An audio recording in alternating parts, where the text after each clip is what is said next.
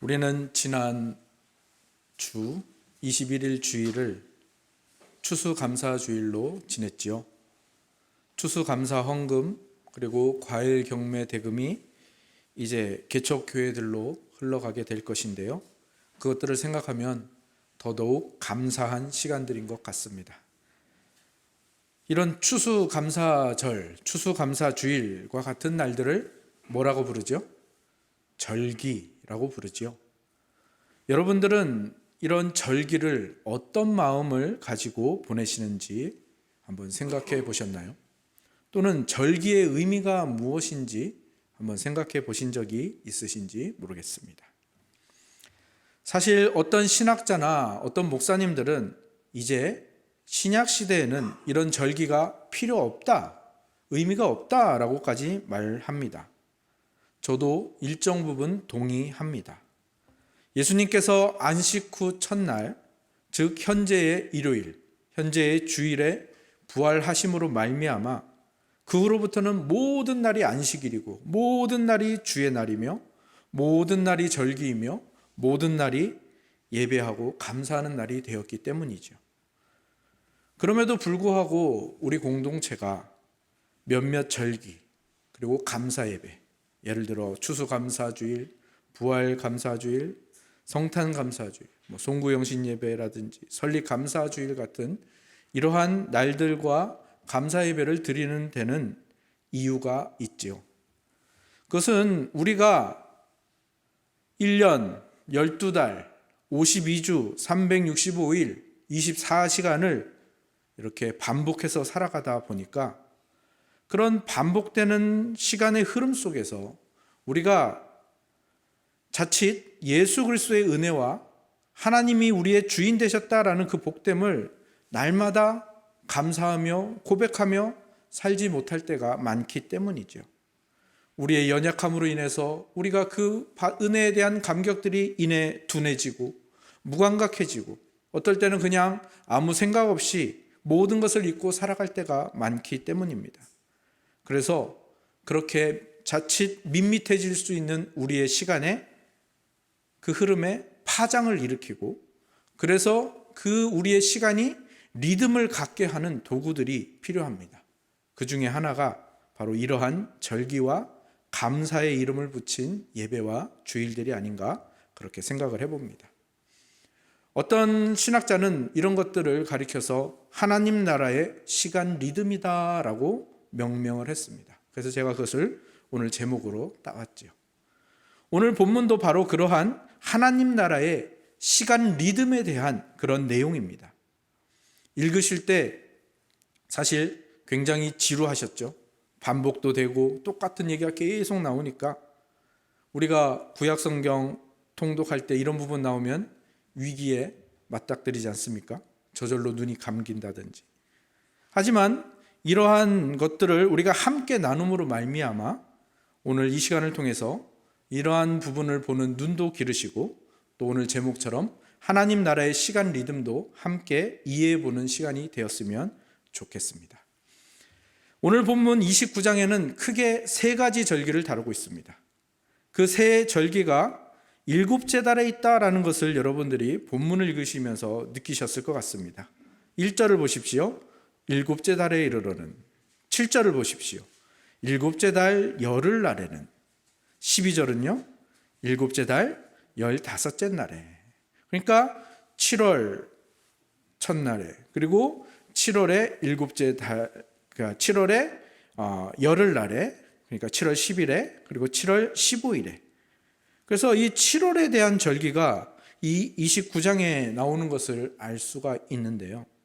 7월은 어떤 의미를 가지고 있죠? 1년 12달을 절반으로 나누었을 때 그 하반기, 후반기가 시작되는 바로 그러한 달입니다. 그래서 28장에서는 기초가 되는 제사와 그 한 해의 전반부에 대한 절기가 나온다면 이제 29장에서는 그 후반부, 하반기에 대한 절기가 나오는 것이죠. 그래서 28장을 통해서 기초 제사와 전반기에 대한 그 절기들을 통하여 그 파장을 일으키고 이제 그 시간들이 점점 익숙해지고 무뎌질 쯤에 다시 한번 7월 달쯤에 이 하반기가 시작하는 이 시간에 다시 한번 파장을 일으키는 바로 그러한 리듬을 주는 절기들이 오늘 본문에 나오는 내용들인 것이죠. 그래서 이 7월의 절기를 통해서 이스라엘 백성은 맞아, 하나님이 우리의 주인 되심, 이것이 우리에게 가장 중요한 것이지. 맞아, 내가 주인이 아니지, 내가 주인이 되면 큰일 나지 라는 이런 깨달음의 파장으로 다시 한번 하나님 나라 백성으로서의 그 리듬을 되찾는 시간들을 가지게 되는 것입니다. 오늘 그러한 파장을 주는 첫 번째 절기가 바로 나팔절입니다. 1절에서 6절이 바로 이 나팔절에 대한 내용들을 다루고 있는데요. 나팔절은 일곱째 달 초하루에, 그러니까 7월 1일에 지키는 절기입니다. 유대인의 민간력으로는요, 이 일곱째 달이 사실은 첫 번째 달입니다. 아마 하나님이 이것을 아주 참 절묘하게 이렇게 맞춰 놓으신 것 같은데요. 민간력의 첫 번째 달이 일곱째 달이다. 그래서 사실 이 나팔절은 유대인들에게는 신년 집회와 같은 날입니다. 모든 노동이 금지되지요. 성회로 모입니다. 그리고 나팔을 부는 절기입니다. 이스라엘 백성에게 나팔을 분다라는 것은 굉장히 여러 가지 의미가 있지만 그 중에서 하나가 뭐냐면 새로운 시대를 선포하고 상징하는 것입니다. 신약 성경에도 마태복음과 요한계시록 등에 보면 예수님께서 다시 오실 때 항상 이 나팔이 불려질 것을 말하고 있습니다. 예수님이 오심으로 말미암아 새로운 시대가 시작될 것임을 이 나팔을 통해서 알리고 있는 것이고요. 그래서 이스라엘 백성은 매년 이 나팔절에, 저번에 조국 강사님이 그 양뿔로 된 거 나팔 부는 거 오후 예배 때 보신 분 계실 텐데요. 그런 뿔로 맡은 나팔을 불면서 새 시대를 선포하는 겁니다. 그 새 시대는 어떤 시대입니까? 하나님이 온전히 우리의 주인이시고 이 세상의 모든 것들의, 모든 사람들의, 모든 나라의 주인이심이 선포되는 바로 그 날을 선포하고 그 날을 상징하면서 새로운 한 해가 주어진 것을 기념하는 것이죠. 그래서 그들이 어떤 날을 기다리는가? 메시아가 오셔서, 하나님이 오셔서 세상 모두가 하나님을 당신이 주인이십니다 라고 고백하는 그 날을 소망하고 기다리며 한 해를 시작하게 되는 것이죠. 그래서 이것을 일곱째 달의 첫날, 이스라엘의 민간력으로는 신년의 첫날에 나팔을 불어서 강조하고 기념을 하는 겁니다. 그리고 이것은 그들의 인생에 무엇이 가장 중요한가를 일깨워 주는 것이죠. 그것은 바로 우리가 민수기를 통해서 계속해서 강조하는 것처럼 하나님을 주인으로 모시는 것이 가장 중요하다. 이스라엘에게 하나님을 주인으로 모시는 것이 없으면 큰일 난다라는 것, 그것을 선포하고 알리고 깨우치는 파장을 주는 것입니다.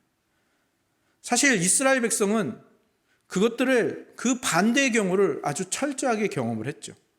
출애굽 1세대들은 그 애굽의 바로가 그들의 주인일 때 그들이 어떤 지경에 처해 있는지를 분명히 알았고요.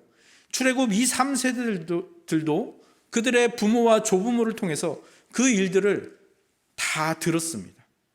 어떤 일이 벌어졌느냐? 바로가 주인이 되니까 어떤 일이 벌어졌느냐? 그들은 종으로 살아야 됐고요. 지푸라기 없이 벽돌을 만들어야 됐고요. 아이도 마음대로 못 납니다. 남자아이가 태어나면 죽여버려야 됩니다. 그렇게 고된 노동과 아이도 함부로 낳지 못하는 그런 죽음의 삶을 살 수밖에 없었던 것, 그들은 철저하게 경험을 했습니다. 그리고 그들이 애굽에서 나와서는 그런 경험이 없었던 것이 아닙니다. 2, 3세대들도 광야에서 그들이 하나님을 주인으로 모신다라는 것을 선포한 후에도 어느덧 잠시 방심해서 또는 교만하여져서 자기가 주인이 되었을 때, 그래서 하나님을 주인 자리에서 밀어냈을 때 어떤 일이 벌어졌는지 그들은 처절하게 경험을 했습니다. 시내산에서 금송아지를 만들었을 때, 가데스 바네아에서 울면서 하나님을 반역했을 때, 시딤에서 음행을 저질렀을 때 그들은 무엇을 경험했는가 하면 하나님을 주인 자리에서 밀어냈더니 우리는 생명이 없어지는구나. 죽음이 찾아오고 형벌이 찾아오고 그런 비참함만이 남게 되는구나. 그들은 분명히 경험을 했습니다. 그래서 그들은 분명히 알고 있는 것입니다. 잠시만 방심해도, 잠시만 마음을 놓아도, 잠시만 이 겸손함을 잃어도 이 끈질기고 지독한 자기중심성, 자기를 주인으로 삼는 이 죄성이 그들에게 찾아오고 되살아나고, 그렇게 되면 그들이 얼마나 끔찍한 경험을 하게 되는지를 분명히 알았던 것입니다. 그래서 이스라엘에게 이 나팔절은 굉장히 중요한 절기이고 아주 그들에게 중요한 하나의 파장이 되는 것이죠. 탕자 이야기는 여러분들이 모두 다 알고 계시죠? 여러분들은 탕자의 가장 큰 잘못이 무엇이라고 생각하십니까? 그가 아버지의 집을 떠난 것, 돈을 다 탕진한 것, 방탕한 생활을 한 것, 결국 거짓골이 된 것, 다 잘못이죠. 하지만 이 모든 잘못보다 더 큰 잘못은 사실 가장 먼저 저지른 잘못입니다. 가장 먼저 저지른 잘못이 뭐죠? 살아있는 아버지에게 유산을 달라고 한 겁니다. 유대 사회에서 아버지가 죽지 않는 한 유산을 상속하는 일은 없습니다. 근데 유산을 달라고 하니까 무슨 말인 겁니까? 아버지를 살아있는 아버지로 취급하지 않겠다는 거죠. 죽은 자 취급하겠다는 거죠. 다른 말로 하면 주인으로 모시지 않겠다는 겁니다. 내가 주인이 되겠다는 거예요. 내가 아버지가 되고.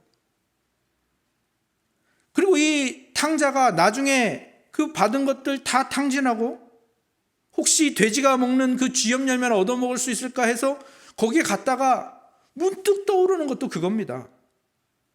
야, 내 아버지 집에는 얼마나 양식이 풍족한지 품꾼도 종들도 배불리 먹는데 내가 아버지를 죽은 자 취급하고 아버지를 떠났더니 내가 주인이 되었더니 내가 죽게 되었구나. 좌절과 실패 속에서 사실은 이 탕자는 가장 위대한 발견을 하게 된 거죠. 아버지를 죽은 아버지처럼 여기니까, 내가 주인이 되어서 사니까 죽음밖에 없구나. 내 아버지 집에는 품꾼조차도 아버지로 인하여 생명을 누리고 있는데, 풍성한 생명을 누리고 있는데 내가 어리석었구나. 아버지께 돌아가야겠다. 생명이 있는 곳으로 다시 가야겠다. 이 발견을 하게 된 것이죠. 이스라엘 백성이 매년 그들의 새해 첫날에 확인하는 것이, 그리고 이 성경의 절기 달력에 따르면 7월달 하반기 첫날에 확인하는 것이 바로 이것입니다. 나팔을 불면서 무엇을 고백하는 겁니까? 하나님이 우리의 주인이 되지 않으면 우리는 죽음뿐입니다. 하나님이 우리의 주인이시고 그래서 우리가 생명을 누리고 살아갑니다. 우리가 그 풍성함을 누리고 살아갑니다. 이것을 고백하는 것입니다. 세상적으로 아무리 성공해도, 아무리 명성이 있어도, 가질 거 다 가졌어도 하나님을 주인으로 모시지 않으면 쥐염 열매를 먹는 돼지만도 못한 죽은 자라는 것을 우리가 이 나팔절을 통해서 기억해야 할 것입니다. 그 다음으로 7월 10일 일곱째 달 열흘에는 속죄일을 지킵니다. 이 속죄일도 또 하나의 파장이 되는 것이죠. 대속죄일은 1년에 한 번 대제사장이 속죄 제물의 피를 가지고 지성소 안으로 들어갈 수 있는 유일한 날입니다. 그래서 이 속죄일은 무엇을 상징하는가 하면 이스라엘 백성이 철저하게 죄인이고, 그래서 죄인은 하나님 앞에 나아갈 수 없다라는 것을 다시 한번 확인하는 날인 것입니다. 이스라엘 백성이 하나님의 백성이고 제사장이 하나님의 임재를 위하여서 일하는 직분이긴 하지만 매일매일 하나님께 나아가 하나님과 직접 교제하거나 만날 수가 없다라는 사실, 그래서 이스라엘 백성은 매년 깨닫고 그것을 가장 확실하게 깨닫는 날이 바로 이 속죄일입니다. 하나님과 사람 사이에 넘을 수 없는 장벽이 존재하는구나, 그 간격이 있구나, 그것을 확인하는 날입니다. 그리고 그 간격이 어디에서 벌어진 것입니까? 죄에서. 하나님께서는 사람을 하나님의 형상으로 만드시고 하나님과 영원토록 교제하며 살게 만드셨는데, 사람이 죄를 선택함으로 말미암아, 하나님을 주인으로 모시는 일을 포기함으로 말미암아, 자기가 주인이 되어 자기가 하나님처럼 되려고 했던 그 시도로 말미암아 하나님과의 간격이, 장벽이 생겨버린 것이죠. 그래서 그들은 이 속죄일에 그들의 인생의 주인 자리에 누가 앉아야 되는가를 확실하게 깨닫지요. 그 파장을 이 절기를 통하여 받는 것입니다. 아, 내 인생의 주인 자리에 하나님 외에 다른 것이 오면 안 되겠구나. 그래서 이렇게 하나님 앞에 나아갈 수 없도록 만들어진 장벽, 성소와 지성소를 가로막는 그 휘장이 있는 것이구나. 그리고 그 휘장을 통과하려면 뭐가 필요합니까? 어린 양의 피. 누구의 피입니까? 예수 그리스도의 피.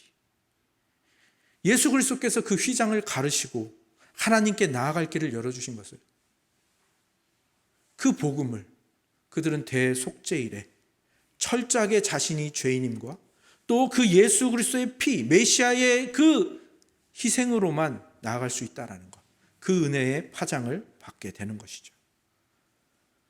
오늘날 우리도 마찬가지 아닙니까? 우리가 하나님을 떠나서 죽음밖에 누리지 못하고 비참함밖에 가질 수 없는 사람이었는데, 우리가 지금 이렇게 예배할 수 있고 하나님을 내 아버지라 고백하며 이렇게 하나님께 예배하며 하나님의 백성으로 살아갈 수 있는 모든 이유는 어디에 있습니까? 예수 그리스도. 그러니까 우리가 예수 그리스도를 우리 인생의 주인으로 모시지 않는 것은 가장 멍청한 짓이라는 거죠. 아니, 그 정도가 아니라 예수님을 인생의 주인으로 모시는 것 외에 다른 선택지는 우리에게 없지요. 선택의 문제가 아니지요. 우리 인생에 정말 필수 불가결한 요소인 것이죠. 그것을 깨닫는 것입니다. 이스라엘 백성은 속죄를 통하여, 우리는 예수 그리스도를 묵상하고 매 말씀에서 그 예수 그리스도의, 매번 성경을 읽으면서 그 예수 그리스도의 십자가를 떠올리며 그것을 떠올려야 하는 것입니다. 그 파장을 우리에게 일으켜야 되는 것입니다. 우리가 오늘도 눈물을 흘리며 뿌려야 하는 씨앗들, 오늘 우리가 힘써야 하는 모든 훈련도 예수 그리스도를 인생의 주인으로 모시는 것에 맞춰져 있는 것입니다. 우리가 죄를 줄여나가고 죄를 깎아나가고 죄를 지었을 때 속히 회개의 자리로 나오고, 그리고 그 죄를 깎아낸 자리에 예수님이 기뻐하시는 것들로 채워나가는 이 모든 일들은 다 예수 그리스도를 주인으로 모시는 거기에 맞춰져 있는 것입니다. 그리고 이스라엘 백성에게 가나안 정복 전에 이 대속죄일의 규례를 강조하며 가르치는 이유도 동일합니다. 이스라엘과 하나님 사이에 죄가 없도록 경각심을 가져야 되고, 또 그들을 은혜로 구원해 주신 분이 누구이고 그분이 없으면, 그분이 우리의 주인이 아니시면 아무런 소망이 없다라는 것을, 그 파장을 그들 자신에게 일으키게 되는 것이죠. 예수님을 주인으로 모신다. 그러면 그것은 또 다른 종이 되는 거 아닙니까? 또 다시 자유를 억압받는 것 아닙니까? 라고 반문할 수 있습니다. 하지만 한번 생각해 보십시오. 과거에 종이 존재했던 시대를 한번 생각해 보시기 바랍니다. 주인이 종에게 해야 할 일들을 정하죠. 야, 너 6시에 기상하고, 좋은 주인인가 봐요. 6시에 기상하고 7시까지 집안 청소 끝내고 8시까지 아침 식사 준비 완료하고 9시까지 뭐하고 딱 규칙을 정해놓을 거 아니에요. 타임테이블을. 근데 이렇게 정해놓고 놨는데 그 종이 그렇게 하지 못하면 어떻게 되는 거죠? 매질도 가능하고요, 채찍으로 맞을 수도 있고요, 감금도 가능하고요, 밥을 안 주는 것도 가능하고요, 팔아버리는 것도 가능하고요. 뭐까지 가능합니까? 죽이는 것도 가능합니다. 왜요? 주인의 소유입니다. 이 종은, 고대의 노예는 주인의 소유고요, 인격이 아닙니다. 그러니까 그러한 그 주인의 법 아래 사는 종들은 그 법을 지키지 못할까 봐 얼마나 불안해하면서 살았을까요? 지금의 우리는 아마 전혀 상상할 수 없는 그런 불안감이었겠죠. 그런데 다시 한번 이런 상상을 해보시기 바랍니다. 그 주인이 그 여종을 사랑하게 되었고 결국은 아내로 맞아들였다고 한번 생각해 보시기 바랍니다. 그러면 이 주인의 아내가 된 이 여인, 이 여종이었던 이 여인은 아직도 종들에게 적용되는 법 아래에 있습니까? 아니죠. 이제는 법이 아니라 어디에서 살아가는 겁니까? 이 주인의 사랑 아래서 살아가는 새로운 존재가 된 거죠. 그럼 이제 여기서부터가 핵심인데요. 그러면 이 여인은 이제 앞으로 어떻게 살아갈까요? 종이었을 때는 6시에 일어났는데 이제는 종이 아니니까 해가 중천에 뜨도록, 늘어지도록 잠만 자고 있을까요? 물론 이 여인에게는 이제 하루 종일 자도 되는 권리와 자유가 있지요. 하지만 이 여인이 자신이 어떤 처지에 있었던 자인지를 잊지 않는다면, 주인의 엄청난 사랑으로 그의 신분이 바뀐 것을 깊게 깨닫는다면 이제는 스스로 알아서 더 일찍 일어나지 않겠습니까? 그것도 억지로가 아니라 기쁨으로 일어나서 남편을 위한 준비들을 하지 않을까요? 종이었을 때는 하지 않았던 희생과 헌신까지도 하게 되겠죠. 그것을 기쁨으로 자유롭게 하게 되겠죠. 우리에게는 이 비유가 큰 감동이 없을 수도 있고요, 어떤 다른 생각들이 먼저 찾아올지도 모르지만 400년 동안 애굽의 노예로 살아왔던 이스라엘 백성에게는 아주 적절한 비유가 될 것 같습니다. 앞에서도 말씀드렸죠. 애굽의 바로가 주인이 되었을 때 어떤 이상한 일들, 어떤 비참한 일들이 일어났는지, 살아있어도 살아있는 게 아니었고요, 죽은 자와 같은 상태였습니다. 그런데 하나님의 엄청난 희생과 사랑으로 그들이 해방이 되었고, 이제 하나님을 주인으로 모신, 그리고 하나님의 도피성이 될 수 있는 그러한 하나님의 백성으로, 하나님의 나라로 그들이 서게 되었습니다. 하나님을 주인으로 모시니까 어떤 일이 벌어졌습니까? 죽을 수밖에 없었던 장자, 처자들이 다 살게 되었고요, 하나님을 주인으로 모시니까 물 앞에서 바다에, 그리고 뒤에는 적군에 죽게 되었던 그 상황에서 하나님을 주인으로 모시니까 바다가 갈라지고, 하나님을 주인으로 모시니까 다 죽을 수밖에 없던 광야에서 하늘에서 양식이 내립니다. 물이 없어서 죽을 수밖에 없는 그곳에서 바위에서 물이 흘러나와서 생명을 누리게 되는 것이죠. 이스라엘 백성은 분명히 알았습니다. 하나님과의 관계가 깨지면 다시 그 죽음의 노예로 돌아갈 수밖에 없지만, 하나님이 주인이 되시니까 내가 이 생명, 이 풍성한 생명 누리고, 이 자유를 누리고, 죽을 수밖에 없는 곳에서 살아나고, 아무것도 없는 곳에서 먹게 되고, 그 38년, 40년에 가까운 그 광야 생활 중에 옷도 신발도 떨어지지 않는 놀라운 일들이 그들에게 계속해서 일어났다는 것. 그런데 늘 우리 속에 도사리고 있는, 늘 이 사람의 본성에 도사리고 있는 죄가 늘 뭘 하는 겁니까? 우리를 하나님에서 멀어지게 만들고, 그 하나님이 우리를 자신의 아내로 삼아주셨다는 그 기쁨, 우리가 어떤 비참함에 있었는지 그 생각들을 잊어버리게 만들고, 그것을 밋밋하게 만들고, 그것을 그냥 무덤덤하게 만들어버린다는 것이죠. 그래서 하나님께서는 이 번거롭고 이 귀찮고 이 비용이 드는 이 절기와 제사 제도를 이스라엘 백성에게 하라고 하시는 겁니다. 그 정도 투자할 가치 이상의 놀라운 은혜가 그 안에 있는 것이죠. 그 파장을 일으키는 것, 그것이 이스라엘 백성을 살게 하는 것이기 때문입니다. 그들이 생명의 주인을 만나 자유를 누리고 생명을 누리게 되었기 때문에 그것을 기쁨으로 할 수 있다는 것을 이 절기를 통해서 알게 하시는 것이죠. 이 두 가지 절기만 해도 참 여기서 끝나도 좋을 것 같은데, 연약한 우리들에게는 이것으로도 아직 부족합니다. 저는 새벽 기도에 나오기 위해서는요, 알람을 최소 6개를 맞춰놓고 잡니다. 너무 피곤해서 보통 한 처음에 3번은 못 듣고요, 그 다음부터 조금씩 정신을 차리는데, 너무 피곤해서 알람 소리를 못 들으면 최후의 7번째 알람인 김경희 씨가 저를 깨워주기도 합니다.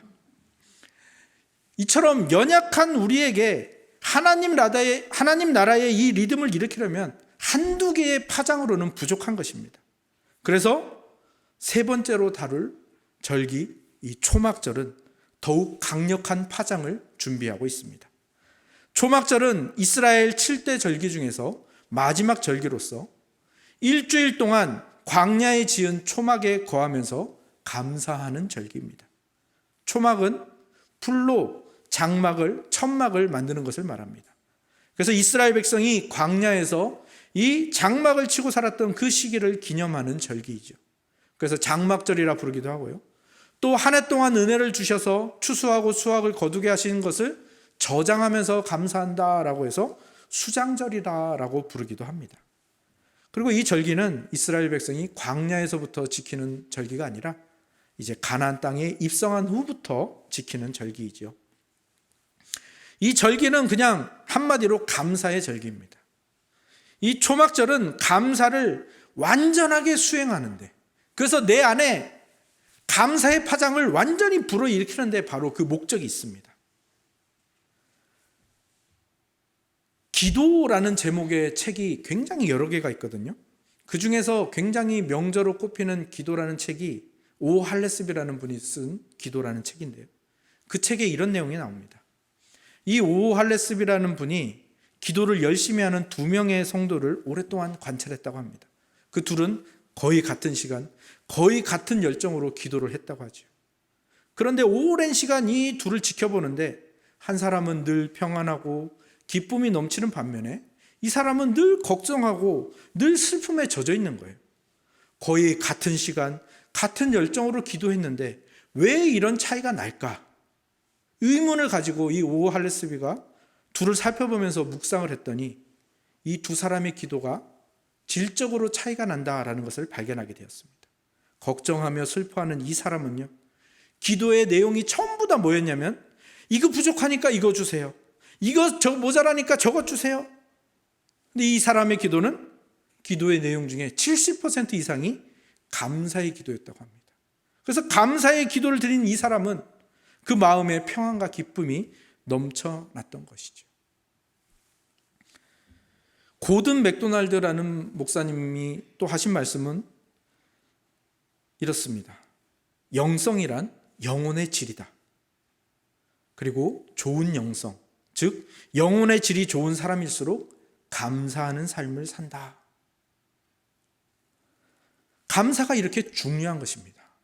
우리의 영혼의 질을 관장하는 도구이기도 하고요. 그리고 같은 기도를 했을 때도 전혀 다른 선하고 풍성한 결과를 내는 것도 감사입니다. 그래서 이 감사가 이렇게 중요하고 이렇게 강력한 파장이기 때문에 하나님께서는 이 초막절에 정말 이 감사를 원 없이 펼치도록 하시는 것입니다. 사실 오늘 본문이 굉장히 길었죠. 똑같은 내용이 반복되죠.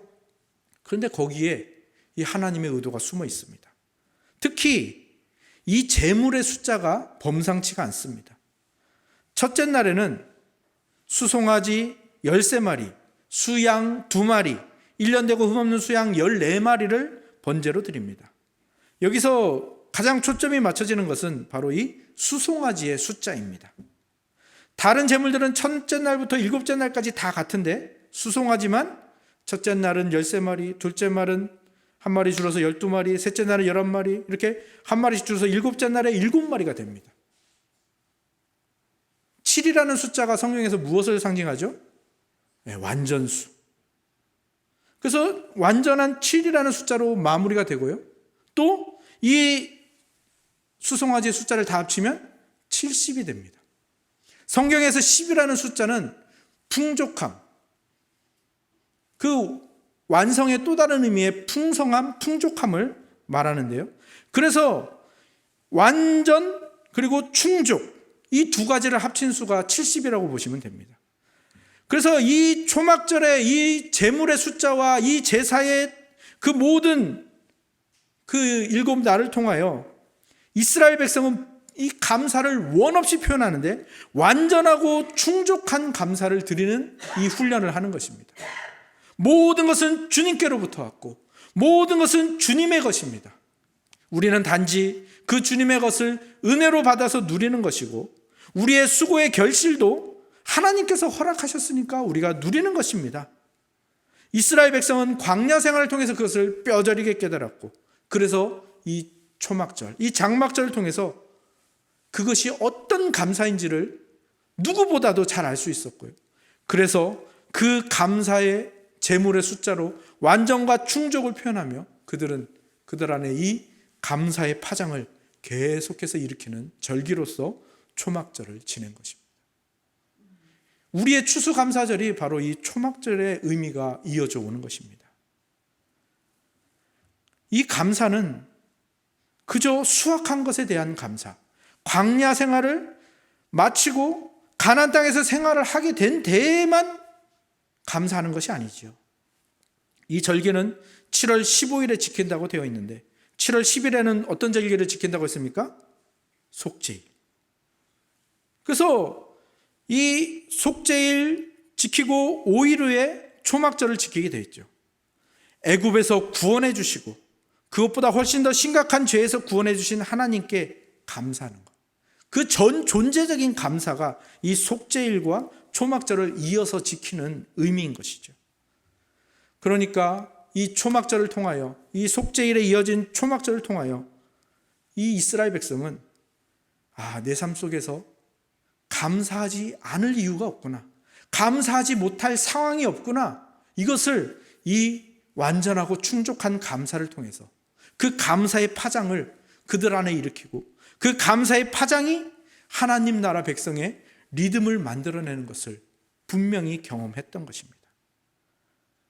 사실 굉장히 불편한 일이었겠죠. 제물의 숫자도 딱딱딱 맞춰야 되고 매일 드리는 상번제, 우리 28장에 가면은 이제 매일 드리는 제사가 있어요. 매일 드리는 제사도 드려야 되고 또 불편하기 짝이 없는 초막에서 지내면서 제사만 드리다가 그냥 하루하루가 지나가는 이 번잡한 일, 이 불편한 일, 이것을 그들이 왜 해야 하는가? 그들의 자녀들은 더 그랬겠죠. 이것을 왜 해야 됩니까? 그러나 그것을 묻게 하시는 것조차도 하나님이 이스라엘에게 주시는 은혜이고요, 이스라엘에게 그것을 통하여 깨닫게 하시고 누리게 하시고자 하는 놀라운 축복이 있는 것이죠. 그것은 바로 감사가 또 다른 감사, 더 큰 감사를 낳는다는 기적을 알려주시기 위한 것입니다. 초막절의 제사가 7번 반복되는 것, 그리고 8번째 날 다시 한번 나팔절이나 이 속죄일에 드리는 것과 같은 제물을 드립니다. 이 8번째 날이 가지는 그 의미가 바로 그것인데요, 감사의 반복이 또 다른 감사를 낳습니다. 이 8번째 날은 광야 생활을 마치고 가나안에 입성하듯이 초막 생활을 끝내고 다시 자기 집으로 돌아가는 기쁨의 날이었습니다. 완전하고 충족하게 표현한 그 감사가 더 큰 감사를 낳게 되는 거죠. 광야 생활에 대한 감사가 이제 가나안 땅, 약속의 땅에 대한 감사로 바뀌는 것이고요, 그것뿐만이 아닙니다. 이 본문에는 나오지 않지만 전승에 따르면 이날은 제단주일을 7번 돌면서 호산나를 외쳤다고 합니다. 7번 돌았다는 것은 여리고를 떠올리게 하고요, 호산나를 외쳤다는 것은 뭘 떠올리게 합니까? 신약 시대에 호산나를 외쳤던 날이 언제이죠? 예수님이 나귀를 타고 예루살렘에 입성하실 때. 이 8번째 날은 우리를 위해 오신 예수님을 상징하는, 거기로 우리를 인도하고 이스라엘을 거기로 인도하고 있는 것입니다. 예수님이 우리를 찾아오신 것이 사실 우리에게 최고로 감사한 일 아니겠습니까? 요한복음에 보면요, 이 8번째 날, 바로 이 8번째 날에 예수님이 중요한 선언을 하십니다. 요한복음 7장 37절에서 39절인데요, 제가 읽어드리겠습니다. 명절 끝날 곧 큰 날에 예수께서 서서 외쳐 이르시되 누구든지 목마르거든 내게로 와서 마시라. 나를 믿는 자는 성경의 이름과 같이 그 배에서 생수의 강이 흘러나오리라 하시니 이는 그를 믿는 자들이 받을 성령을 가리켜 말씀하신 것이라. 예수께서 아직 영광을 받지 않으셨으므로 성령이 아직 그들에게 계시지 아니하시더라. 신약시대의 이 8번째 날에 예수님이 뭘 우리에게 주시겠다고 선포하셨다고요? 성령. 사도행전을 보면요, 성령이 오신 후에 비로소 예수 그리스도의 이 하나님의 나라가 세상에 퍼져나가기 시작합니다. 그 전까지는 이 제자들이 예수님을 어떻게 전해야 되는지도 모르겠고 두렵기도 하고 그 예수 그리스도께서 행하시고 하신 말씀을 다 이해하지도 못했어요. 그런데 성령이 오신 후에 그들이 비로소 이 예수 그리스도의 복음이 무엇인지 그 진수를 깨닫고 성령이 깨닫게 하심으로 또 성령이 담대케 하심으로 말미암아 이 복음이 뻗어나갔고, 오늘 우리가 이 복음을 누리고 이곳에서 예배할 수 있는 이유가 바로 이 초막절 다음 8째 날 시작되고 선포된 것이다 라는 것이죠. 그러니까 우리가 알 수 있는 것이 무엇입니까? 감사가 감사를 만드는 정도가 아니라 정말 더 큰 감사를 우리에게 만나게 한다라는 것을 알 수가 있는 것이죠. 제가 아내와 연애할 때 제 아내 핸드폰을 이렇게 딱 켰는데 거기에 이런 말이 써 있었습니다. 주신 것에 감사, 주실 것에 감사. 아마 아내가 들은 말씀에 이제 생각해서 그걸 적어 놓은 것 같은데, 감사가 감사를 만들어낸 겁니다. 주신 것에 감사하며 주실 것에 감사. 감사가 더 큰 감사를 만나게 한다. 다 일맥상통하는 것 같죠. 그래서 우리는 이 감사를 놓치지 말아야 됩니다. 우리 안에 이 감사의 파장을 늘 일으키는 그 준비와 그 실천을 우리가 해야 되는 것입니다. 그래야만 고든 맥도날드 목사님이 말씀하신 것처럼 영혼의 질이 좋은 사람이 되는 것이고요, 좋은 영성을 내 안에 만들어 가게 되는 것이죠. 그래서 우리는 감사를 쉴 수가 없는 것이죠. 한 분의 이야기를 더 해드리고자 하는데요, 일본의 신학자 중에 우찌무라 간조라는 분이 계시죠. 그분이 이런 말을 했습니다. 하나님이 내린 저주가 있다면 그것은 질병도 실패도 배신당하는 것도 아닙니다. 만일에 저주가 있다면 3가지입니다. 하나는 하나님의 말씀이 믿어지지 않는 것, 2번째는 성경을 읽어도 하나님의 말씀이 들리지 않는 것, 3번째는 감사하는 마음이 없는 것입니다. 여러분, 오늘 이 시간 꼭 결단하고 돌아가시기 바랍니다. 저주의 삶을 사시겠습니까? 아니면 축복의 삶, 감사가 더 큰 감사를 만들어내고 하나님 나라의 그 풍성하고 자유로운 리듬을 이렇게 만들어내고 그 리듬을 살아내는 그 축복의 삶을 사시겠습니까? 오늘 기도 시간과 오늘 이 말씀 시간을 통해서 결단하시기 바랍니다. 마지막으로 작자 미상의 시 한 편을 읽으면서 오늘의 설교를 마치려고 합니다. 주님, 때때로 병들게 하심을 감사합니다. 인간의 약함을 깨닫게 해 주시기 때문입니다. 가끔 고독의 수렁에 내던져 주심도 감사합니다. 그것은 주님과 가까워지는 기회입니다. 일이 계획대로 안 되게 틀어주심도 감사합니다. 그래서 나의 교만이 반성될 수 있습니다. 아들, 딸이 걱정거리가 되게 하시고 부모와 동기가 짐으로 느껴질 때도 있게 하심을 감사합니다. 그래서 인간된 보람을 깨닫기 때문입니다. 먹고 사는데 힘겨우게 하심을 감사합니다. 눈물로써 빵을 먹는 심정을 이해할 수 있기 때문입니다. 불의와 허위가 득세하는 시대에 태어난 것도 감사합니다. 하나님의 의가 분명히 드러나기 때문입니다. 땀과 고생의 잔을 맛보게 하심을 감사합니다. 그래서 주님의 사랑을 깨닫기 때문입니다. 주님, 감사할 수 있는 마음을 주심을 감사합니다. 우리는 가능성이 있습니다. 우리에게 있는 과거도 현재도 그리고 미래도 다 아름다운 것입니다. 우리에게 감사만 있다면 말입니다. 감사만 있다면 우리에게는 모든 것이 아름다운 것이죠. 모든 것이 우림과 둠밈이 될 것이고요, 어떠한 일도 하나님의 선하신 뜻이고 거기에 대한 감사만이 우리에게 넘치게 될 것입니다. 이 감사의 파장을 여러분 안에 늘 일으키시는, 그래서 하나님 나라의 리듬을 가지신 그런 행복한 존재들이 다 되시기를 주님의 이름으로 축원합니다. 아멘.